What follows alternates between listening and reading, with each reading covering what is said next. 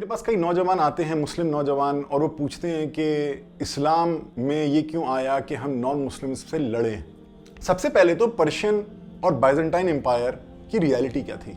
जो लोग ये देखते हैं कि बाइजेंटाइन क्रिश्चियन एम्पायर से लड़ाई हुई, पर्शियन एम्पायर से लड़ाई हुई, वो ये क्यों नहीं देखते कि एबिसिनिया से लड़ाई नहीं हुई। इस्लाम से रिलेटेड इंटरेस्टिंग बातें जानने के लिए देखते रहिए हमारे वीडियोस। अस्सलामु अलैकुम वरहमतुल्लाहि वबरकातुहू। देखिए, मेरे पास कई नौजवान आते हैं, मुस्लिम नौजवान, और वो पूछते हैं कि इस्लाम में ये क्यों आया कि हम नॉन मुस्लिम्स से लड़ें। और जब मैं समझाता हूँ कि नहीं, इस्लाम ये नहीं कहता है, तो कहते हैं कि नहीं, हमें तो यही बताया जा रहा है।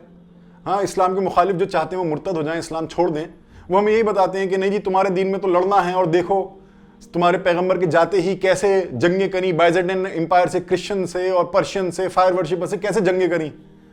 तो वो तो सही कह रहे हैं फिर। और वो जो नौजवान होते हैं, बिल्कुल उनका ना ईमान लड़खड़ा रहा होता है। किस वजह से? क्योंकि इंसान की जो फितरत है ना, वो एक नफरत के दीन को कबूल नहीं कर सकती, वो एक नफरत के खुदा की इबादत नहीं कर सकती। तो उनको एक सवाल होता है, और अगर किसी मुस्लिम लोगों के पास जाते भी हैं तो वहां पे जो हैं उन्हें कुछ लोग ऐसे मिलते हैं हम मुसलमानों में, जो पॉलिटिक्स में ज्यादा लगे होते हैं, जो चाहते हैं कि लड़ाइयां हो, तो बोलते हैं हाँ हाँ नहीं, अच्छा हुआ, सही हुआ, और सही तस्वीर उनके सामने नहीं आती, और उसका रिजल्ट ये होता है वो इस्लाम से दूर होते चले जाते हैं। इसकी क्या रियलिटी है? देखिए, हिस्ट्री अगर आप देखेंगे तो आप पाएंगे कि वाकई में आप सल्लल्लाहु अलैहि वसल्लम के बाद खुलफा राशिद के दौर में जो है पर्शियन एम्पायर से, बाइजेंटाइन एम्पायर से जंगें हुई, उससे आप डिनाई नहीं कर सकते हैं। पर उसको कैसे समझें?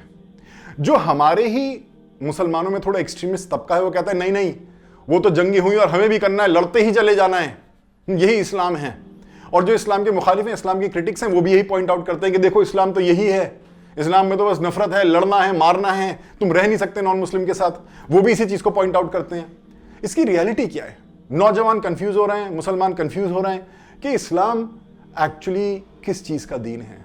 क्या वो सिर्फ माइंडलेसली है, बिना किसी दिमाग के नॉन मुस्लिम से लड़ते चले जाओ, उसका दीन है, या कोई सेंस है इस्लाम में? वो कंफ्यूज्ड हैं।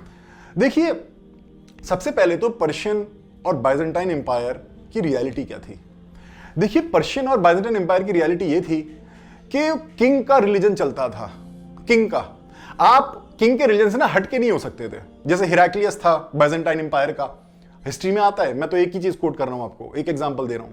जब उसने पर्शिया को इन्वेड किया तो उसने सारे जो दूसरे रिलीजन के लोग थे उनको मारा, उनको जबरदस्ती क्रिश्चियनिटी में कबूल करवाया, और यहूदियों को भी जबरदस्ती जो है ईसाइयत कबूल करवाई हिराक्लियस ने, जो बाइजेंटाइन क्रिश्चियन एम्पायर का किंग था। तो और ऐसा ही समझो उल्टा होता था, फिर पर्शियंस बदला लेते थे, बदला में हरकत करते थे। तो ये जो एम्पायर्स थे, इसमें आपको फ्रीडम ऑफ रिलीजन नहीं था, इसमें लकुम दीनकुम वलिय दीन की इजाजत नहीं थी कि जब आप बोलें लकुम दीनकुम वलिय दीन, वो बोलेंगे नहीं, कोई लकुम दीनकुम वलिय दीन नहीं, तुमको तुम्हारा दीन, हमको हमारा दीन, ऐसा कुछ नहीं होता। तुम्हें हमारे दीन पे चलना पड़ेगा, हम तुम्हें नहीं चलने देंगे तुम्हारे दीन पे, जबरदस्ती होगी। जबकि कुरान क्या कहता है? ला इकराहा फिद्दीन, के रिलीजन में, दीन में, फेथ में कोई जबरदस्ती नहीं है।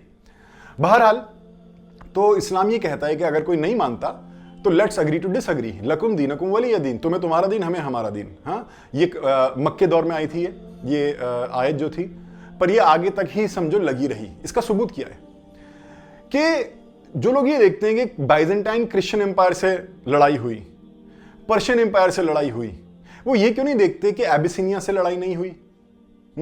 एबिसिनिया जो था इथियोपिया, हब्श, हाँ, हजरत बिलाल हब्शी जहां से थे। इथियोपिया जो प्रेजेंट डे इथियोपिया है, उस जमाने में एबिसिनिया या हब्श, वो एक्चुअली बहुत करीब था और वहां पे जाना आसान था। मदीना जाना मुश्किल था, कम से कम 10 दिन का सफर था, और रेगिस्तान से, मुश्किलातों से निकलना पड़ता था। पर एबिसिनिया जाना, हब्श जाना बहुत ज्यादा आसान था।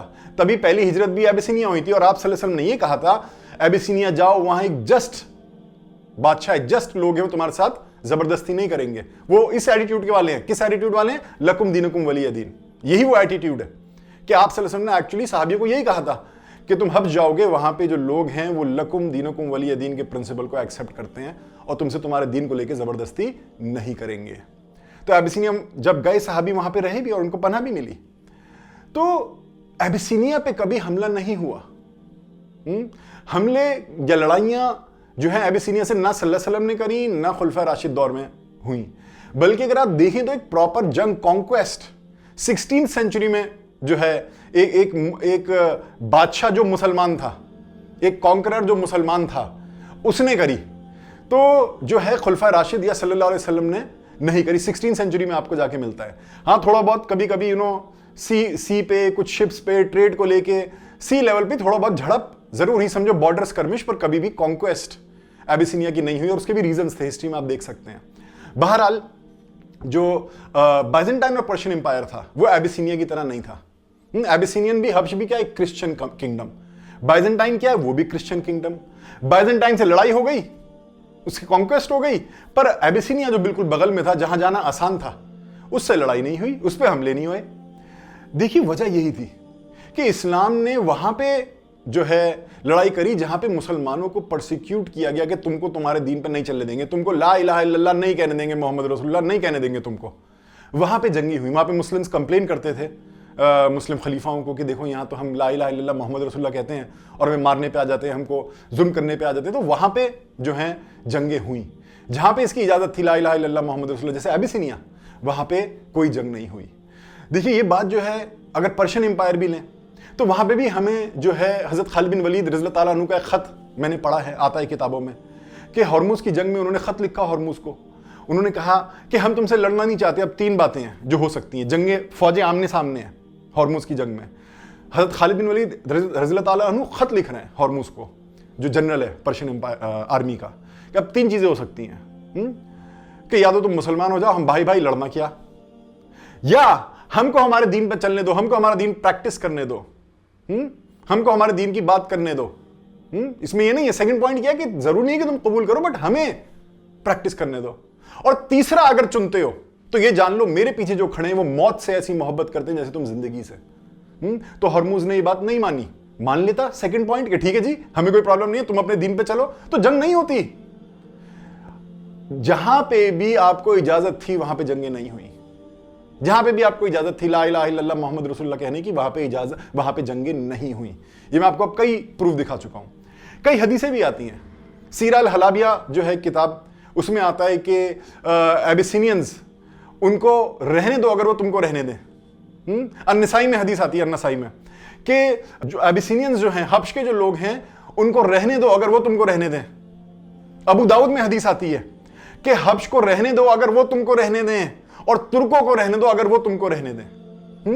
तुर्क समझो, टर्की जो है वो बाइजेंटाइन की तरफ ही जाता है, वहीं पे कॉन्स्टेंटिनोपल जो था वो उनका हेड था समझो।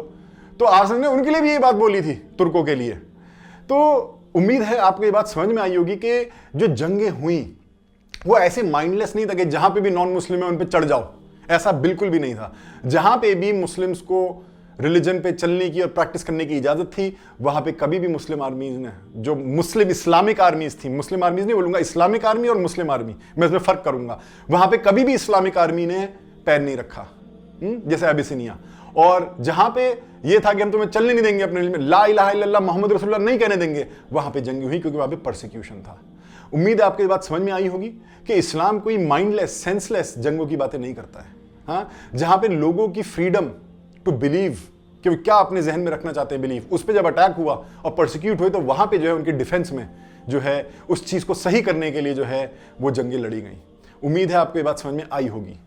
आखिरी पॉइंट ये कि अगर आप दुनिया में आज देखते हैं तो आप देखें कि कितनी जगहों पे हमें जो है ला इलाहा इल्लल्लाह मोहम्मद रसूलुल्लाह जब हम कहते हैं हमें नहीं मारा जाता है। ये अब आपके सोचने की बात है। उम्मीद है आपको ये बात क्लियर हुई होगी।